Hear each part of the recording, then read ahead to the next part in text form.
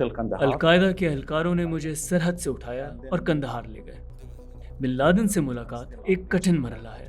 سرحد سے bin Laden کے انٹرویو کرنے تک مجھے تقریباً 24 گھنٹے لگے۔ میرے نزدیک اس انٹرویو کا سب سے اہم پہلو بن لادن کی وہ واضح دھمکیاں تھیں جن میں انہوں نے کہا کہ آنے والے ہفتوں میں امریکی اور اسرائیلی تنصیبات پر ایک بڑا سرپرائز حملہ ہو سکتا ہے۔ انہوں نے مزید کہا کہ امریکہ میں عنقریب کفن اور تابوت کا کاروبار خوب پھلنے پھولنے کو ہے۔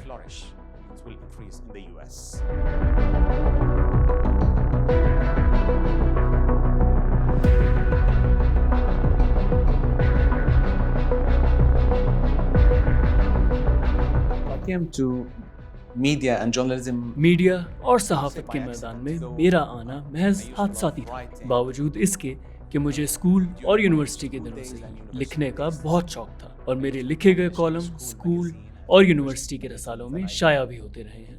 اور نہ صرف یہ بلکہ زمانہ طالب علمی میں ہی میری تحریر مڈل ایسٹ کے مشہور اخباروں اور میگزینز میں بھی شائع ہوئی۔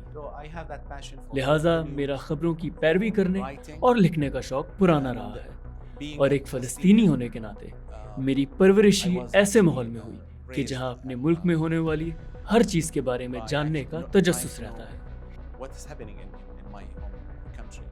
مجھے اب بھی یاد ہے کہ میرے والد ریڈیو پر BBC عربی سنا کرتے تھے اور اپنے ارد گرد جو کچھ ہو رہا ہوتا تھا اس کے بارے میں خود کو باخبر رکھنے کے لیے تمام دستیاب اخبارات گھر لایا کرتے تھے۔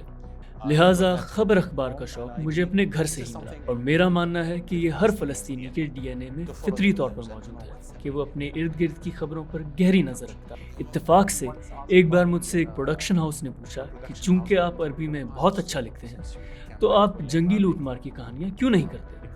انہوں نے بتایا کہ Middle East broadcasting centre, جو مڈل ایسٹ کے سب سے بڑے ٹی وی چینلز میں سے ایک ہے، اس کو ایک رپورٹر کی ضرورت ہے، تو کیا آپ یہ کرنا چاہیں گے؟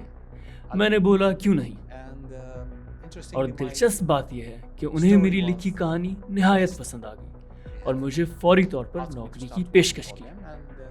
تو اس طرح میں میڈیا میں آیا، ورنہ اس سے پہلے میں میتھس اور فزکس کا استاد تھا۔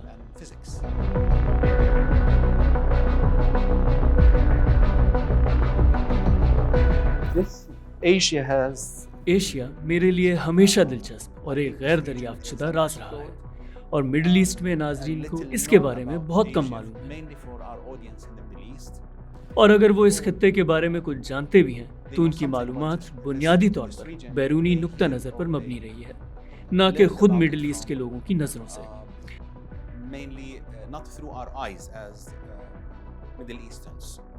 لہٰذا میں نے سوچا کہ مجھے یہ چیلنج قبول کرنا چاہیے، اور یوں میں نے پاکستان میں کام کرنا شروع کر دیا۔ میں نے پاکستان اور افغانستان کی کوریج شروع کی، اور بعد میں میرے ٹی وی چینل نے بھی مجھے ایشیا میں کام شروع کرنے کے لیے کہا۔ میں نے فلپائن، ملیشیا اور تھائی لینڈ سمیت ساؤتھ ایسٹ ایشیا کے دیگر علاقوں اور ایشوز پر کام کرنا شروع کر دیا، اور یہ سفر مجھے سینٹرل ایشیا تک لے گیا، جہاں میں نے قازقستان، تاجکستان اور ازبیکستان میں کام کیا۔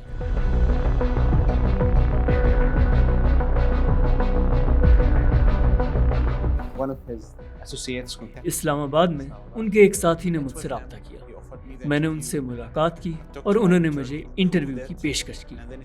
میں اسے اپنے ایڈیٹر کے پاس لے گیا، جنہوں نے اس کی منظوری دے دی۔ ہمیں تمام معاملات کو طے کرنے میں تقریباً 2.5 شاید 3 مہینے لگے، اور پھر میں نے کوئٹہ سے سڑک کے ذریعے کندہار کا سفر کیا۔ وہ مجھے اپنے خفیہ ٹھکانوں میں سے ایک میں لے گئے۔ القاعدہ کے اہلکاروں نے مجھے سرحد سے اٹھایا اور کندہار لے گئے۔ بن لادن سے ملاقات ایک کٹھن مرحلہ ہے۔ سرحد سے بن لادن کے انٹرویو کرنے تک مجھے تقریباً 24 گھنٹے لگے۔ القاعدہ کی جانب سے وسیع پیمانے پر سیکیورٹی چیکنگ کے بعد مجھے بالآخر اس کمرے میں جانے کی اجازت دی گئی جہاں میں نے اسامہ بن لادن سے ملنا تھا۔ مجھے دیکھتے ہی اسامہ بن لادن نے کھڑے ہو کر استقبال کیا اور خوشگوار انداز میں کہا کہ امارت اسلامیہ افغانستان میں خوش آمدید، آپ ہمارے مہمان ہیں۔ اس کمرے میں اسامہ بن لادن کے علاوہ اسامہ بن لادن کے بعد القاعدہ کے رہنما بننے والے ایمن الظواہری، القاعدہ کے فوجی سربراہ ابو حفص المصری جن کا اصل نام محمد عاطف ہے، اور القاعدہ کے دیگر رہنما بھی وہاں موجود تھے۔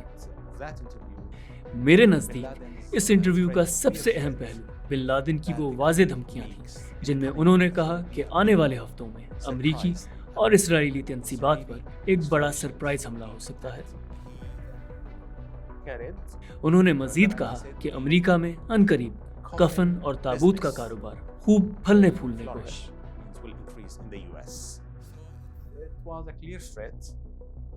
یہ انٹرویو کا سب سے اہم اور چونکا دینے والا بیان تھا۔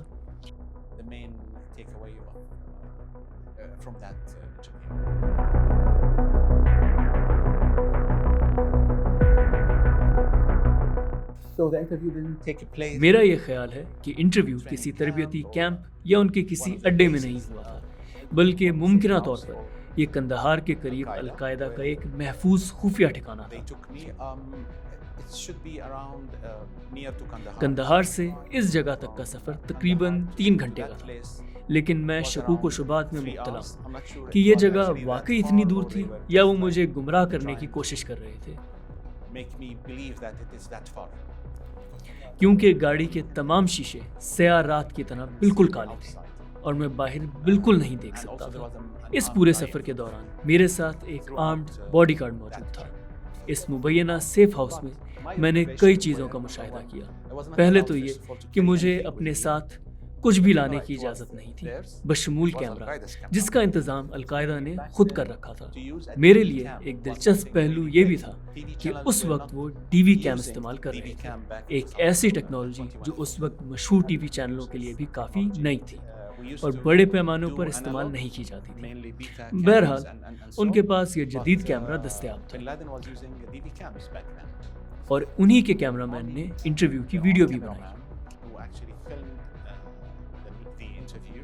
کمرے میں کچھ باڈی گارڈز بھی موجود تھے جو ممکنہ طور پر بن لادن کے سیکیورٹی اہلکار معلوم ہوتے تھے۔ ان کی عمریں تقریباً 20 سال کے آس پاس تھیں اور ایسے لہجے میں بات کرتے تھے جس سے ظاہر ہوتا تھا کہ وہ یمنی یا سعودی ہیں۔ وہ بہت محتاط اور مکمل طور پر اسلحے سے لیس تھے۔ اپنے پورے سفر کے دوران میں متعدد سیکیورٹی چوکیوں سے گزرا۔ جو ہی میں افغانستان میں داخل ہوا تو وہاں ایک چوکی تھی، دوسری چوکی وہاں تھی جہاں کندہار میں نے رات گزاری، اور تیسری چوکی جب مجھے بن لادن کے پاس لے جایا گیا اس سے پہلے تھی۔ یہاں تک کہ انہوں نے اس محفوظ ٹھکانے جہاں بن لادن رہ رہا تھا وہاں تک پہنچنے سے پہلے مختلف مقامات پر 2 بار گاڑیاں بھی تبدیل کی۔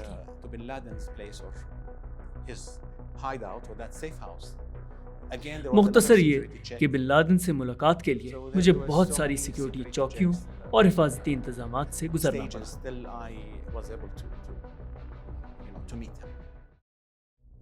مجھے 12 جون 2012 کے دن اغوا کیا گیا تھا۔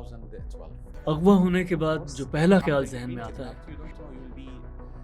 وہ یہ کہ آپ زندہ رہیں گے یا نہیں۔ میں اپنے کڈنیپرز کے مقابلے میں فطرت اور اپنی ذات سے زیادہ جڑا ہوا تھا، کیونکہ میں ان 18 مہینوں کے دوران ان سے بالکل بھی تعلق نہیں بنا سکا۔ Thank you for watching the full video. آپ میں سے بہت سے ایسے لوگ ہیں جنہوں نے شاید ہمارا یوٹیوب چینل سبسکرائب نہیں کیا۔ So if you want to support independent journalism and watch more meaningful content, please subscribe to our YouTube channel.